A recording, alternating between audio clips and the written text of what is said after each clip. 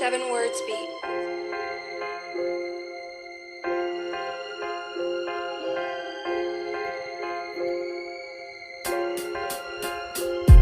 Ako ay nagbabalik at hindi na kailangan mag-asapan ng katana para pumasok sa digmaan. Dami nang pinabilib, dami ding ibinaon, kaso lang nagkataon sa'yo ako nakatuon. Damn, puta ganito ba yon? Mga banatang walang lamang pagkapalang itong tema ngayon. Alam mo na kakaiba to maglibang pag nahibang talagang banatang pamasang papakawalan. Kung usapan lamang kahusayan, grupo nyo laban sa anti-abot, sa pamantayan kamatayan lamang ang lagusan. Kapag sinubukan ako na malamangan, eh sigurado na bigo ka. Lahit nasaan dalhin to na porte ay sabog. Ang mikropono kapag ang bara ko kumalabog. Matagal to naghubog ng estilo at handog. Ang respeto sa nauna di tulad yun na hambog. Teka puta pare matanong ko lang, tira mo na yon, tira mo di mabalasik at tumangkahon. Hindi pera ang usapan pag sarap ka pumasok kailangan kaya patunayan ang pagkahambog. Teka puta pare matanong ko lang, tira mo na yon, tira mo di mabalasik at tumangkahon. Hindi pera ang usapan pag sarap ka pumasok kailangan kaya patunayan ang pagkahambog. Yung ika-apat na pano ay ituloy yung ika-apat, kaso kapag tinapat sa kapwa ika-apat para di sapat. Partida di pa sinagad ang bara dahil di babad.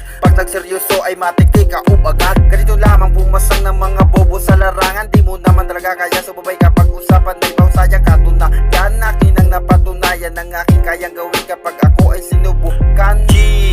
Tira mo ang bumulabog yung squadron, dahan-dahan bubulusok. O baka gusto nyo gamitin ko pa ang estilo ni Hambog, kaso ang pagkabanas ay ang nakakasulas. Kahit nasaan digmaan di ko kayo uurungan. Putang ina yun lahat mga sabik sa kasikatan. Ngayon subukan natin tira mo sa tira ko wala pa rin. Pagpasensyahan mo kung sa inyo ako'y tatama rin.